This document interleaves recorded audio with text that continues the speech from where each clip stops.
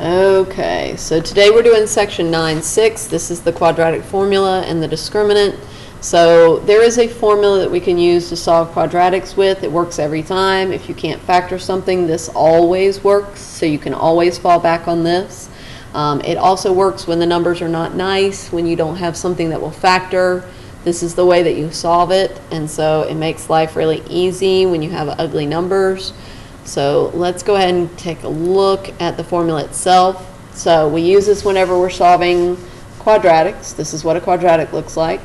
These numbers, the a, b, and c, are used in a formula right here. It says x equals the opposite of b plus or minus the square root of b squared minus 4ac all over 2a.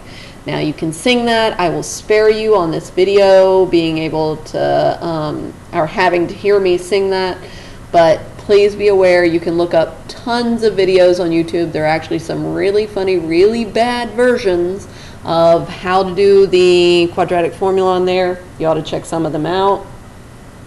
The discriminant is just this part of the problem that is under here. This part of it is the discriminant right here. And this decides whether you're going to have a different amount of solutions or how many solutions you're going to have. So if the discriminant is a positive number, then there are going to be 2 solutions every time. If the discriminant is 0, meaning if you work this out underneath here and it's 0, then there are going to be, or there is going to be exactly 1 solution. If the discriminant is a negative, you cannot take the square root of a negative, therefore there is going to be 0 solutions to a problem when that discriminant is negative. Okay, and we're going to use that to decide how many answers we should have for every one of these problems. So let's take a look at how we're going to use this and how this is going to work. So here we go. Again, you're going to be able to use your formula with you on the test because this is a different situation. It's not about memorizing, it's about being able to use it. So, getting started. This is a quadratic, it's already equal to 0, so the first thing we're going to do is go through and identify a equals, well, the number in front of this first term is 1. Then we're going to identify b equals, the number in front of the second term is going to be negative 2. And c equals, the number in front of the last term is going to be negative 35. When we work it out, we just plug it into the formula. That's all it is. So the formula looks like this. X equals the opposite of b, so the opposite of negative 2, plus or minus a big long square root of b squared, so negative 2 squared minus 4 times 1 times negative 35 all over 2 times a, which is 1. Now guys, this is arithmetic from here on out. It's a matter of getting this correct, using your arithmetic correctly. You have calculators that are all over the internet on calculator apps for scientific calculators that will help you work through this. You can use your phone for it. It has a scientific calculator on most phones as well. So just make sure your arithmetic is right. So the opposite of negative 2 is 2, plus or minus the big long square root of, well, negative 2 squared is 4. And then negative 4 times 1 times negative 35 is going to be plus 140 all over, well, 2 times 1 is 2. So the next thing we do is add the 4 and the 140, pretty easy. That's going to be 144 all over 2. Now this one is nice because that is a perfect square and you should know it. That's going to be the square root of 144, which we know is 12 all over 2. Now we've got to deal with the cases. We have a plus and a minus in here. That means there's 2 different possibilities. It could be x equals 2 plus 12 over 2, or it could be x equals 2 minus 12 all over 2. That means that we're going to solve each one of these. Well, 2 plus 12 is going to be 14, and 14 divided by 2 is 7. For the other side, 2 minus 12 is negative 10, and negative 10 divided by 2 means that x is going to equal negative 5. Our two answers still go in braces, still goes least to greatest. It's negative 5 and 7. Now, that problem would probably be easier to be done by factoring because it turns out to be nice answers. But the reason we have this is because not every problem ends up nice. As you will see on the next one, we're going to get ugly decimal answers and we'll show you how to deal with it. Okay. So for this next one, first notice it is not equal to 0. So the first thing I have to do is move that 4 over to the other side. Minus 4 minus 4.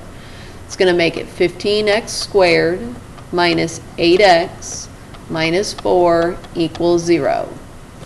My a is going to be equal to 15, my b is going to be equal to negative 8, and my c is going to be equal to negative 4. I start by setting up my quadratic equation, the opposite of b, which is negative 8, plus or minus the square root of b squared, so negative 8 squared, minus 4 times a, which is 15, times c, which is negative 4, all over 2 times a, which in this case is 15. So again, it's arithmetic from here on out, but you have to be careful. You cannot make an arithmetic mistake. So on this one, negative times a negative is a positive. It's going to make it 8, plus or minus the square root of. Negative 8 squared is going to be 64. And then we multiply negative 4 times 15 times negative 4, which is going to give us positive 240. All over 2 times 15 is 30. From there, we combine those. That's going to give us, when we add the 64 and the 240, that's going to give us 304. All over 30. Oh, let's stop for a second. Let me mention something. Do y'all see that the number under here, the 304, that's your discriminant? Do you see that's positive? So how many answers am I going to get if that discriminant, the 304, is positive? Every single time it's positive, I should get 2 answers. Okay, let's keep going. So from there, we're going to take the square root of 304. And this is where things are getting a little different. Square root of 304 is not a perfect square, so you are going to round to 2 decimal places. You're going to round it to that nearest hundredth place, 2 decimal places. When you take the square root of 304 on your calculator, you should get 17.44 when you round it off. All over 30. So now we have to deal with our 2 cases. The first one is going to be x equals 8 plus 17.44 all over 30. The second one is going to be x equals 8 minus 17.44 all over 30. Well, 8 plus 17.44 is going to be 25.44 all over 30. And 8 minus 17.4 is going to be negative 9.44 all over 30. We're going to work those out by dividing them. This is a fraction with decimals in it. We're going to go ahead and divide it out. We're going to round to 2 decimal places. It's going to put us at 0.85 for this first one. For the second one, it's going to put us at negative 0.31. I'm dividing negative 0.944 divided by 30. That's where I get the negative 0.31 from. Those 2 are my answers. So I put them in braces, negative 0.31 and 0.85, remembering to list them from least to greatest. Okay. So we've only got 2 more. These take a long time, so I don't have a bunch of examples, but let's keep going. Okay, for this next one, we're going to make it equal 0, so we got to minus that 15w from both sides, and I'm going to put them in order from the highest power down to the lowest, so it's going to be 25w squared minus that 15W plus 2 equals 0. I'm going to pull out my A equals 25, my B equals negative 15, and my C equals 2. I'm going to plug it into my quadratic formula. X equals, I apologize. This time it's going to be W equals. Okay, from there, we're going to go through and solve this by doing the opposite of B, which is negative 15, plus or minus the big long square root of B squared, so negative 15 squared, minus 4. It's always minus 4, guys. That's in the formula. Minus 4 times A, which is 25, times C, which is going to be 2. All over 2 times A, so 2 times 25. So it's going to be W equals 15 plus or minus the square root of, well, negative 15 squared is going to put you at 225. And when you multiply negative 4 times 25 times 2, that's going to give you negative 200. All over 2 times 25 is going to put you at 50 for what's on the bottom. From there, it's going to be W equals 15 plus or minus the square root of, well, 225 minus 200 is going to leave you 25 all over 50, which we're very happy because that's a nice, easy square root. The square root of 25 is going to be 5 all over 50. Then we deal with our cases. The first case is that W could equal 15 plus 5 all over 50, or W equals 15 minus 5 all over 50. So from there, you're going to take that and you're going to add these together. That's going to give you 20. And subtract these, that's going to give you 10. Now, you could get this in fraction form or decimal. It'd be 20 over 50, which reduces down to 2 over 5. This one reduces down to 1 over 5 when you reduce it. You could also give me the decimal because we're rounding and we're doing other things. So 2 over 5 in decimal form is going to be 0.4. 1 over 5 in decimal form would be 0.2. I would absolutely accept those answers as well. You put them in braces, you list them from least to greatest. So the first one's going to be the 1/5, followed by 2/5. Okay, one more to go, and you'll see why I picked this last one. Let's talk about this.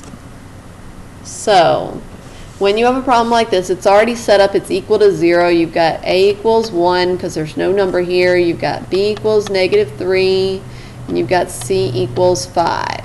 When you go to set up the problem, it's going to be X equals the opposite of negative 3 plus or minus the square root of negative 3 squared minus 4 times A times C all over 2 times A.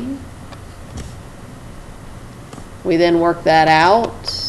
We do the opposite of negative 3 is 3, plus or minus the square root of. Negative 3 squared is 9. And then when you multiply negative 4 times 1 times 5, that's going to give you negative 20 all over 2. X is then going to be equal to 3 plus or minus the square root of. 9 minus 20, though, is going to put you at negative 11. All over 2. Bells ought to be going off. You ought to be getting a little signal here. The discriminant this time is going to be a negative number. When the discriminant is a negative number, there is no solution. I repeat, there is no solution to the problem. So the answer is just no solution. That means there are no numbers that will make this true under the set of reals. Okay, guys, so that's all your answers. I do want to mention one more thing. There's not an example of this on here, but I want to kind of put a little caveat. If you end up with an answer like this, let's say it's 5, let's do it, x equals 5 plus or minus the square root of 0 all over 4.